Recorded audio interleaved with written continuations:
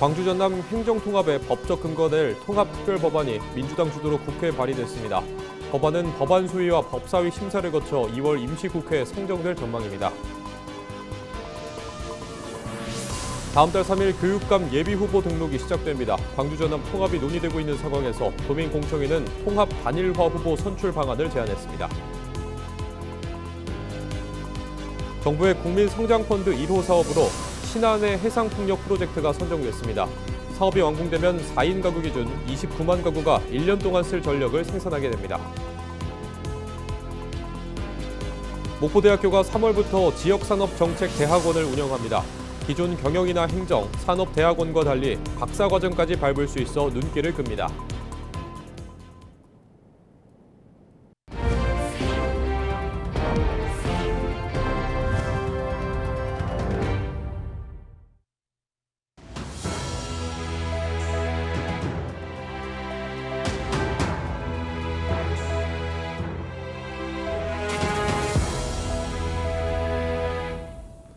시청자 여러분 안녕하십니까? 헬로티비 뉴스입니다.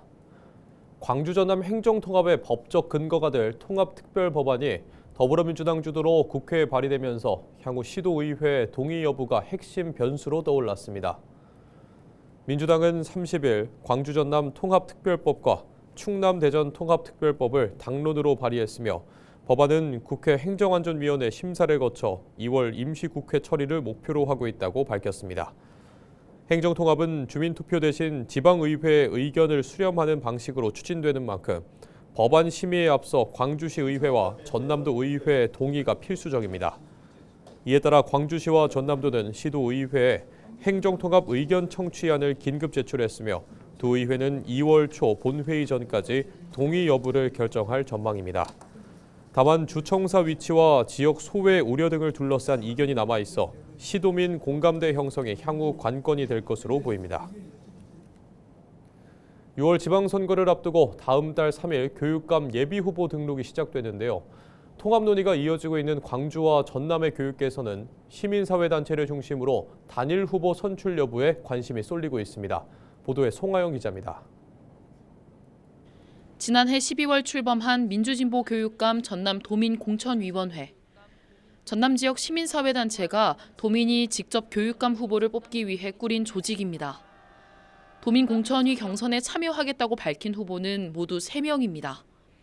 김혜룡 전 여수교육지원청 교육장과 문승태 전 순천대학교 대외협력 부총장, 장관호 전 전국교직원 노동조합 전남 지부장입니다.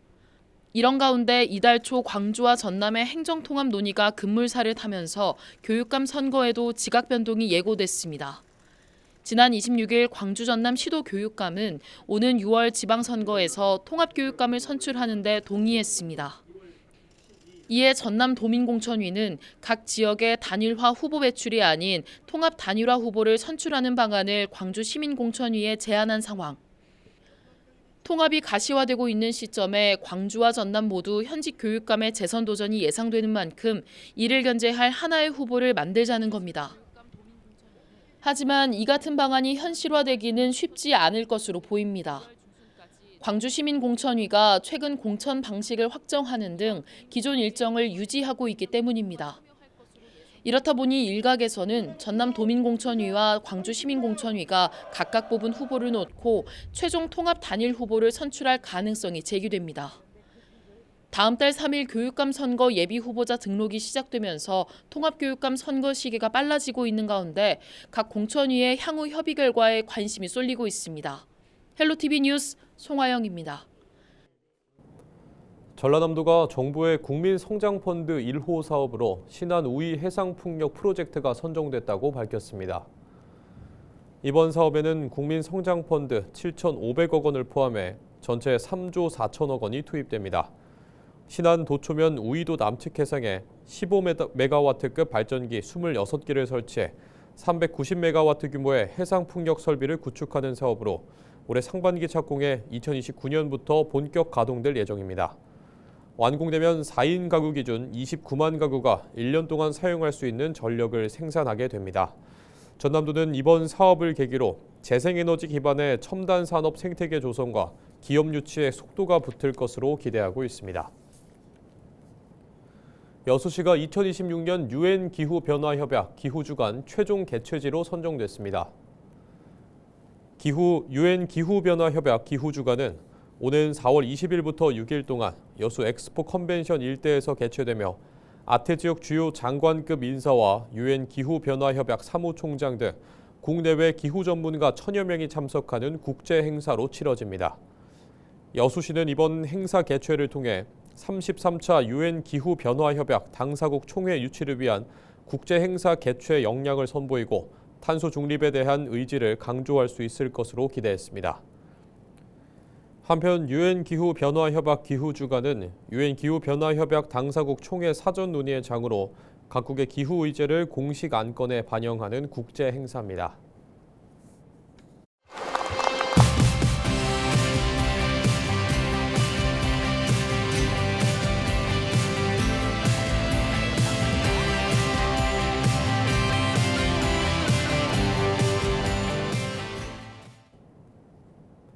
목포대학교가 3월부터 지역산업정책 대학원을 새로 개설합니다.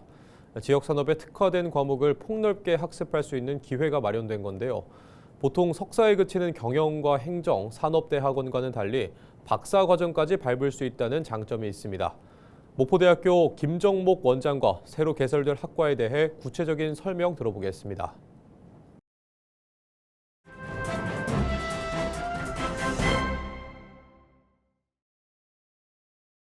지역산업정책 전문대학원은 우리 산업구조의 고도화에 따라 통합적인 학문 지식과 실무 능력을 갖춘 전문가 양성을 목적으로 하는 그런 대학원입니다. 지역산업정책 관련 전문대학원은 전국에서 최초이고 석사과정에 한정되어 있는 경영행정대학원, 또 산업대학원 등의 특수대학원과는 달리 석박사 통합, 박사과정까지 있다는 것이 가장 큰 특징입니다.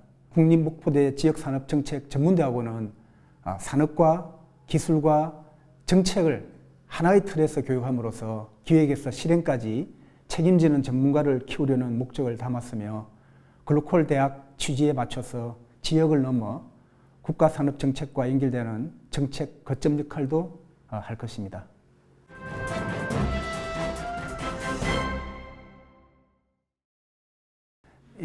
수업은 전남 도청 인근 남학 캠퍼스에서 야간과 주말에 진행하고 주요 강의는 녹화해서 LMS로 제공함으로써 오프라인 참석이 어려우면 온라인 콘텐츠로 대체 수강도 가능하게 할 예정입니다. 공무원, 공공기관, 기업 재직자도 시간 제약을 줄이고 직무와 병행하도록 만든 그런 구조입니다. 교육에서도 공학과 정책학 가운데 선택 학위제를 운영해 본인 직무에 맞춰서 학습 경로를 정할 수 있도록 하였고 분야별 산업 전문가 특강을 결합해서 이론이 현장 언어로 번역되도록 하게 할 것입니다. 커리큘럼도 현장 중심으로 에너지, 조선, 해양, 기계, AI, 빅데이터, ICT, 식품 바이오, 보건의료, 환경, 탄소 중립, 또 문화 관광 등 지역의 주력 미래산업과 산업정책을 연결해서 바로 정책과 사업에 적용하도록 실무 중심으로 구성을 하였습니다.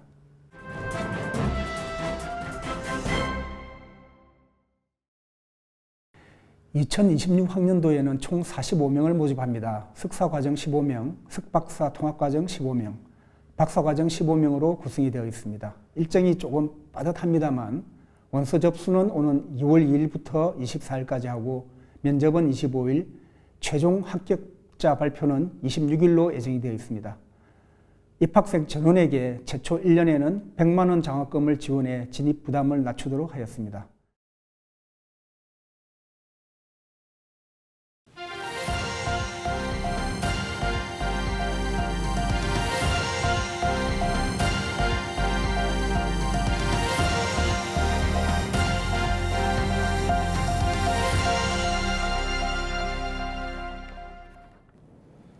여수 소호동의 한 주택에서 불이 나 소방당국이 긴급 진화에 나섰습니다. 여수 소방은 1월 30일 오전 11시쯤 주택에 불이 났다는 신고를 접수한 뒤 출동해 인력 20여 명과 장비 8대를 투입해 1시간 20여 분 만에 완전히 진압했습니다. 이 불로 진화를 돕던 이웃이 안면부에 화상을 입었습니다. 소방당국은 아궁이에서 쓰레기를 소각하던 중 불이 확산된 것으로 보고 정확한 사고 경위를 조사하고 있습니다. 춥고 건조한 날씨의 영향으로 신안과 무안에서 화재가 잇따랐습니다. 30일 오후 1시쯤 신안군 자은면에 한 비닐하우스에서 불이 나 30여 분 만에 꺼졌고 비닐하우스 한 동이 모두 불에 탔습니다. 같은 날 오후 2시 40분쯤 무안군 삼양읍의 한 창고에서 불이 나 30여 분 만에 꺼졌고 다행히 인명피해는 발생하지 않았습니다. 소방당국은 정확한 화재 원인과 재산 피해 규모 등을 조사하고 있습니다. 여수 원래동의 한 도로에서 출근 버스와 SUV 차량이 추돌하는 사고가 발생해 운전자 한 명이 심정지 상태로 병원에 이송됐습니다. 여수 소방은 1월 30일 오전 6시 30분쯤 원래동 묘도 입구에서 탑승객 12명을 태운 출근 버스와 SUV 차량이 추돌했다는 신고를 접수했습니다. 이 사고로 SUV 운전자 50대 남성 A씨가 인근 병원으로 이송됐으며 출근 버스 탑승객들은 무사히 또 다른 차량으로 이동했습니다. 경찰은 두 차량 중 중앙선을 넘은 차량이 있는 것으로 보고 정확한 사고 경위를 조사하고 있습니다. 완도 해양경찰이 해남군 송지면 인근 해상에서 추락한 50대 남성을 안전하게 구조했습니다. 완도 해경은 지난 29일 밤 8시 반쯤 해남군 송지면 엄남포항 인근 양식장에서 작업을 마친 뒤 선박을 옮겨 타던 과정에서 50대 남성이 바다로 떨어져 해양재난구조대와 함께 합동구조에 나서 신속히 구조했다고 밝혔습니다. 해경은 해상 작업 시 반드시 구명조끼를 착용하고 야간이나 1인 조업을 할 경우에는 조업 위치와 입항 예정 시간을 가족이나 지인에게 미리 알릴 것을 당부했습니다. 노동당국이 야외 작업이 잦은 사업장을 대상으로 겨울철 안전관리 이행 여부를 점검합니다. 고용노동부 목포지청은 다음 달 2일부터 6일까지 건설 현장이나 조선소, 작물 재배시설 등 한파 취약 사업장을 대상으로 따뜻한 옷과 쉼터, 물, 작업 시간대 조정, 119 신고 등 난방과 소방시설을 제대로 갖췄는지 점검하기로 했습니다. 목포지청은 한파 안전 5대 기본 수칙이 노동자의 생명과 안전을 지키는 최소한의 조치라며 겨울철 노동자에 대한 보호 조치를 강화해달라고 당부했습니다. 목포 해양경찰이 해양사고 예방을 위해 1월 30일부터 다음 달 13일까지 여단 안전사고 위험예보제 관심 단계를 발령했습니다. 목포 해경은 목포시와 신안, 무안군 등 8개 시군을 대상으로 연안해역과 항포구, 갯바위 등 사고 위험이 높은 해안 저지대를 중심으로 해상과 육상 순찰을 강화하고 전광판과 안내 방송을 통해 안전사고 예방 활동을 실시할 계획입니다. 연안 안전사고 위험예보제는 기상악화나 자연재난 등으로 사고 발생 위험이 높을 것으로 예상될 때 위험 수준에 따라 관심, 주의보, 경보 단계로 나눠 국민에게 알리는 제도입니다. 영광 지역 양돈 농가에서 아프리카 돼지열병이 발생한 가운데 전남도가 야생 멧돼지 집중 포획에 나섰습니다. 전남도는 오는 2월 9일까지 야생동물 피해 방지단 610명을 투입해 야생 멧돼지 개체수를 줄이고 질병 확산 위험 요인을 차단할 계획입니다. 또 수렵인과 사체 보관 창고 등 인위적 전파 가능 지역에 대한 방역 관리를 강화하고 야생 멧돼지 폐사체 발견 시 즉시 신고 수습 체계를 가동하고 있다고 설명했습니다. 포획 과정에서는 차량 소독과 환복, 전용 보호 장비 착용 등 표준 방역 지침을 철저히 지키도록 했고 총기 사고 예방을 위한 현장 안전 교육도 병행하고 있다고 전했습니다. 순천시가 시민과의 대화 현장에서 접수된 건의사항을 속도감 있게 처리합니다. 순천시는 지난 1월 5일부터 23일까지 24개 읍면동을 순회하며 접수한 316건의 건의사항을 분야별로 분류하고 안전교통국을 중심으로 신속 대응에 나섰습니다. 이 가운데 안전도로, 공원교통 등 생활과 직결된 민원은 128건으로 마을 진입도로 정비와 보행환경 개선, CCTV 설치 요청 등이 주를 이뤘습니다. 순천시는 국장을 반장으로 한 안전교통국 신속처리반을 가동해 시민안전과 일상 불편과 관련된 사안은 설 명절 이전까지 우선 처리할 계획입니다. 이상으로 뉴스를 마칩니다. 시청해주신 여러분 고맙습니다.